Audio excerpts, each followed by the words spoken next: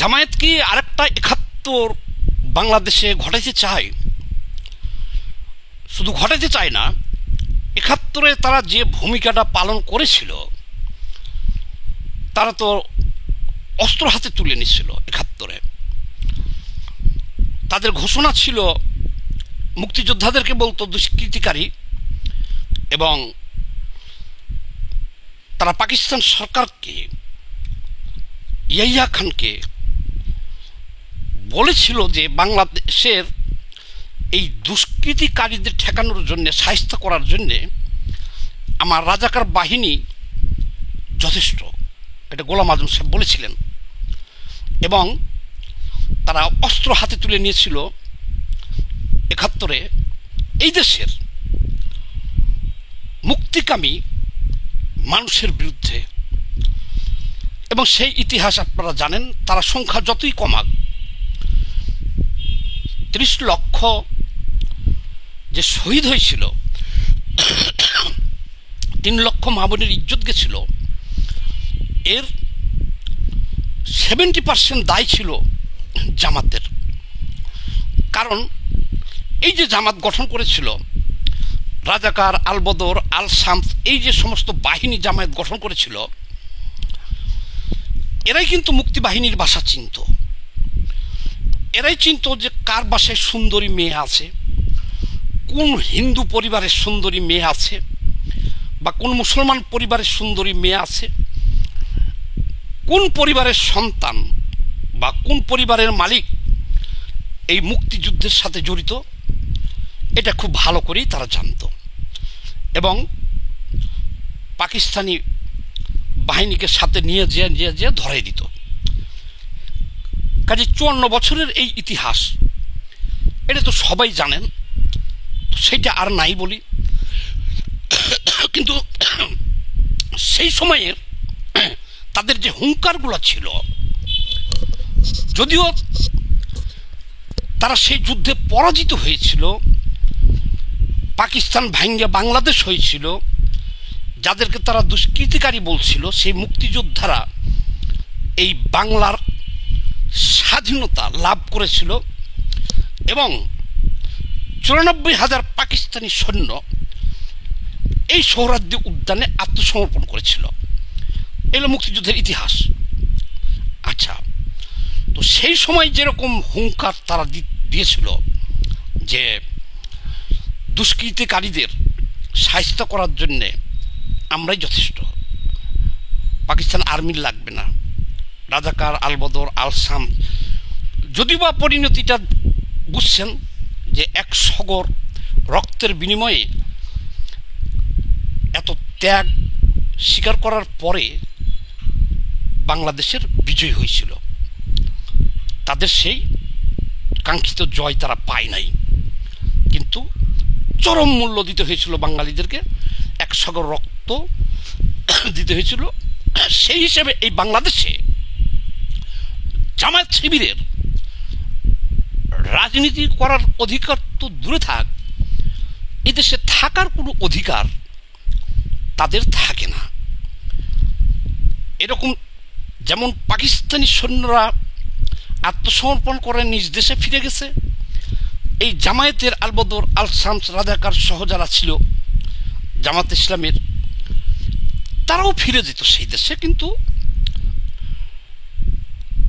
নির্মম পরিহাস এটা বাংলাদেশের, যে তারা ছলে বলে কৌশলে কালের পরিক্রমায় ৫৪ বছরে তারা ফুলে ফাইপা এখন এমন অবস্থা ধারণ করছে যে এখন ৫৪ বছরে আসা তারা সেই ৭১-এর গর্জন আবারও তাদের কাছে শুনতে পাই। এই গর্জন শোনার পরে যারা ওই ৭১-এর গর্জন শুনেছিল এদের মুখে, তারপরে যে নারকীয় তাণ্ডব চলেছিল দেশে, তারা যারা ৭১-এর ইতিহাস জানে, যে তারা ৭১-এ কি গর্জন দেওয়ার পরে কি করেছিল, তারা যারা ইতিহাস জানে তারা সবাই আতঙ্কিত। কিন্তু এখন বাংলাদেশে কেন আতঙ্কিত? শুধু যে মানুষ আতঙ্কিত তা না, বাংলাদেশের গরু বাছুর ছাগল হাঁস মুরগি পশু পাখি যা আছে সব কিন্তু স্থবির হয়ে গেছে। গরু ছাগল হাঁস মুরগি পশু পাখি শৃগাল কুকুর সিংহ। কেন বললাম কথাটা? যে জনপদে দেখবেন মানুষের ভিতরে আতঙ্ক বিরাজ করে, স্বাভাবিক জীবনযাপন করতে পারে না, সেইখানকার পশু পাখিগুলা বুঝতে পারে এবং তারাও অস্বাভাবিক আচরণ করে। তারা অনুমান করতে পারে যে এই মনুষ্য জগতের এই মানুষগুলো হঠাৎ করে এত দুশ্চিন্তাগ্রস্ত কেন, চলাচল পরিবর্তন হয়ে গেল কেন, তারাও আতঙ্কিত হয়ে যায়। এই জন্যে আতঙ্কিত নগরী বলা হয় বা আতঙ্কিত জনপদ বলা হয়, কিন্তু এই কারণে আতঙ্কিত মানুষ আপনি বলতে পারেন, কিন্তু এরকম ভয়াবহ তাণ্ডবের সিগন্যাল থাকলে তখন বলা হয়, এগুলো শব্দ ব্যবহার হয়। আপনি গুগল সার্চ দিলে পাইবেন আতঙ্কিত নগরী, আতঙ্কিত জনপদ, ভুতুরে নগরী। কেন বললাম? দেখেন, জামায়াতে ইসলামের দুইজন শীর্ষ নেতা ভয়ঙ্কর কিছু হুঙ্কার তর্জন গর্জন তারা অলরেডি থ্রো করে দিছে মাঠে, এবং এটা নিয়েই দেখেন আমি দুদিন ধরে দেখতেছি সব ইউটিউবার, রাজনৈতিক মহল, হাটে বাজারে মাঠে ঘাটে চার স্টলে সবখানেই এই আলোচনাটা চলতেছে। তাহলে জামায়াতের কোন দুইজন লোক? দেখেন, জামায়াতের শীর্ষ নেতা কিন্তু দুইজন, ওনাদের পদ পদবি তো অত মনে থাকে না। একজন হলো নায়েবে আমির, আর আরো একজনের এইরকম পদ পদবি আছে। তার নাম দুইটাও দেখেন ব্যতিক্রম ধর্মী, চেহারা দুইটাও ব্যতিক্রম ধর্মী। অনেক লোকের চেহারা আছে যে আপনি যদি একটা মানুষকে খুন করতে চান সে ভয় পাবে না, আবার এমন চেহারার লোক আছে আপনাকে খুন করতে চাবে না, খালি বলবো মারবো, তাতেই দেখবেন আপনার কাপড় চোপড় ভিজে যাবো, প্রস্রাব হয়ে যাবো গা। তো এই যে জামায়াতের যে দুজন লোকের নাম বলতেছি এখন আমি, একজনের নাম হলো মিয়া গোলাম পরোয়ার। দেখেন, নামটা একেবারে আনকমন, মিয়া গোলাম পরোয়ার। নামের আগে মিয়া, থাকতে পারে আরো দু চারজন, কিন্তু আমার কোনো পেপার পত্রিকা মিডিয়ায় আমার ভাই এটা চোখে পড়ে নাই যে নামের আগেই মিয়া, মিয়া গোলাম পরোয়ার। এই হলো একজন। ওনার চেহারাটাও দেখেন, উনি যদি একটা হুঙ্কার দিয়েছে তাইলে তো সেই হুঙ্কার, ওই যে বললাম যে চেহারাটা ঠিক সোমালিয়ান, বাকিটুকু না বলি বুঝালাম, সোমালিয়ানদের মতন। তার আগেও আমি বলেছি যে এরা যদি, আমরা আপনারা একটা হুঙ্কার দিলে কেউ ভয় পাবে না, কিন্তু তারা যদি খালি হুঙ্কার না দিয়ে মারবো বলে তাহলে অবস্থা খারাপ হয়ে যাবে, কারণ এই চেহারার কারণে আর নামের কারণে। মিয়া গোলাম পরোয়ার। আচ্ছা, বাংলাদেশে সোনা মিয়া আছে, যদু মিয়া আছে, কধু মিয়া আছে, মিয়া সোনা কারো নাম আছে নাই কিন্তু।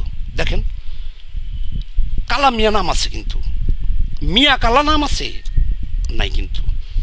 কিন্তু এনার নাম হলো মিয়া গোলাম পরোয়ার। কি উল্টাপাল্টা! এক। এবার নাম্বার 2, সৈয়দ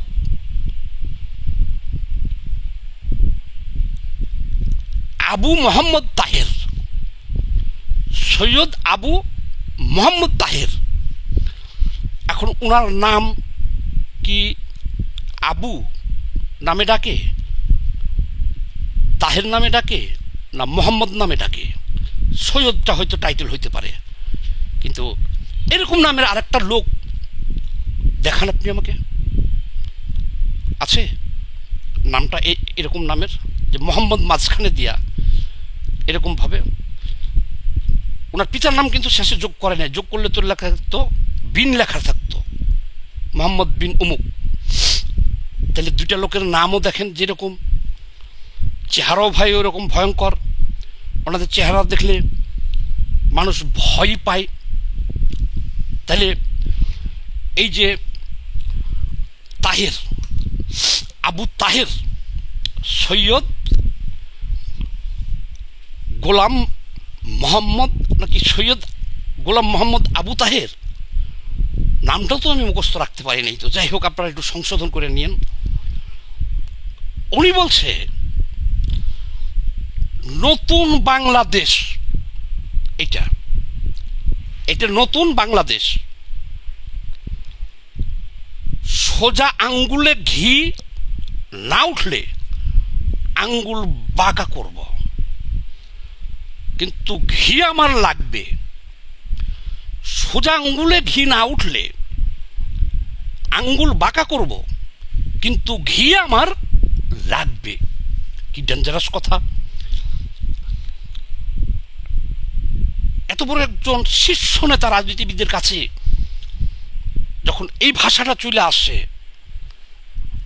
আঙ্গুল বাঁকা এখন অনেকে অনেকভাবেই ব্যাখ্যা করতেছে। ওই যে গতকালকে চট্টগ্রামে বিএনপির সমাবেশে যে গুলি চালায় এই আঙ্গুল দিয়া, উনি এই আঙ্গুল দেখে বলছে আঙ্গুল বাঁকা করব, কিন্তু ঘি আমার লাগবো। কিন্তু ওই যে রাজনীতির প্যাঁচ আছে, কোনো রাজনীতিবিদরা তো এই ভাষায় কথা বলে না, যদি বলে তাহলে তো ডেঞ্জারাস ব্যাপার। তো উনি এটাতে কি বুঝাইছে যে ঘি আমার লাগবই, সোজা আঙ্গুলে যদি ঘি না ওঠে আঙ্গুল বাঁকা করব। কি ডেঞ্জারাস কথা ভাই! এবং আবার বলছি এটা নতুন বাংলাদেশ। তাহলে কেন আঙ্গুল বাঁকা করতে চাইলো সেটাও শুনেন। ওনার এখন দাবি হলো, সারা দেশের মানুষের দাবি, সারা পৃথিবীর মানুষের দাবি, জাতিসংঘের দাবি, অ্যামনিস্টি ইন্টারন্যাশনালের দাবি হলো কি, যে বিগত 14 মাস এই দেশটা আইন শৃঙ্খলা পরিস্থিতি ডাউন, দেশে কোন একটা ইন্টারিম লরবরের সরকার আছে, এই দেশটা গণতন্ত্রে ফিরে যাক, একটা নির্বাচন দাবি, এদেশের সকল মানুষের দাবি নির্বাচন। কিন্তু উনি বাকি আছে আর 2 মাস, এখন জোরে সোরে ওনারা দাবি উঠাই দিচ্ছে হলো 5টা। কয়টা? 5টা দাবি, 1 2 3 4 5, যার একটা দাবি পূরণ করার মতো ক্ষমতা এখন এই সরকারের নাই। ওনারা এখন বলতেছে পিয়ার পদ্ধতি লাগবেই, কোনো অবস্থায় তো এখন পিয়ার দেওয়ার সম্ভব না। ওনারা বলতেছে গণভোট দিতেই হবে, আগেই দিতে হবে গণভোট, পিয়ারও দিতে হবে, গণভোটও দিতে হবে, উচ্চকক্ষ দিতে হবে, এরকম। তারপরে আরো আছে শেখ হাসিনা সহ ফ্যাসিবাদ সরকারের তাদের বিচারকে দৃশ্যমান করতে হবে। বিচার তো চলতেছে, কিন্তু বিচার দৃশ্যমান আর কিভাবে করবে? দৃশ্যমান করতে হবে মানে বুঝেন না, একটা লম্বা সময় লাগবে বিচার, সেই সময়টা পর্যন্ত ওনারা নির্বাচন হইতে দিবে না। যে 5টা দাবি সৈয়দ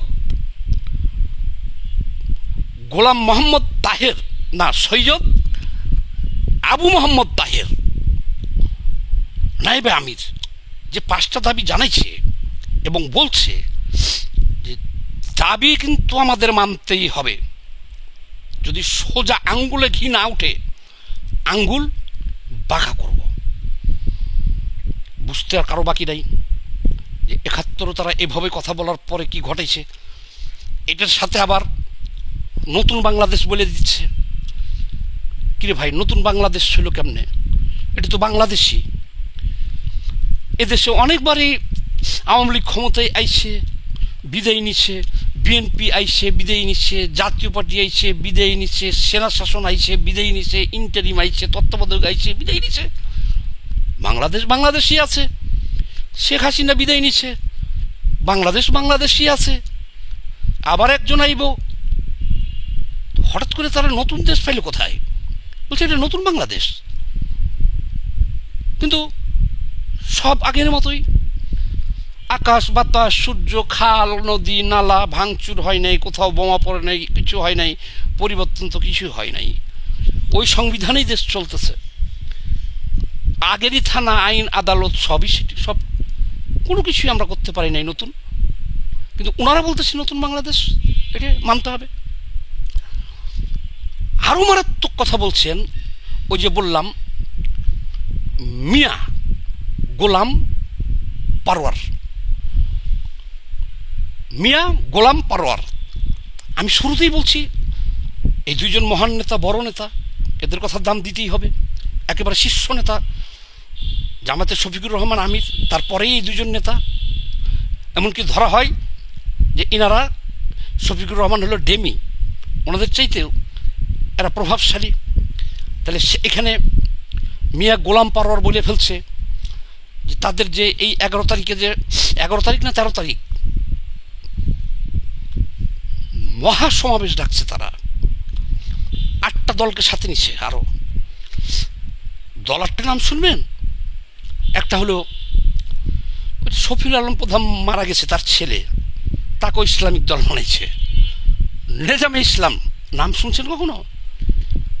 মানে ঘটনা যা ঘটানোর তো জামাত শিবির ঘটাইব, সংখ্যা বৃদ্ধি করছে আর কি। তারা 8টা দলকে এক জায়গাতে করছে এরকম।